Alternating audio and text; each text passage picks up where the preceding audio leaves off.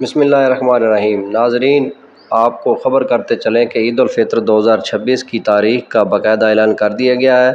رویت ہلال کمیٹی کے چیئرمین نے تمام ممبران کی جانب سے متفقہ رائے دی گئی ہے اور 2026 میں جو عید الفطر ہونے جا رہی ہے پاکستان میں، یہ بتانے سے پہلے آپ سے گزارش بھی کریں گے کہ چینل کو سبسکرائب کر لیں، ویڈیو کو پیارا سا ایک لائک ضرور کر دیں، اس سے بندے کی حوصلہ افزائی ہو جاتی ہے۔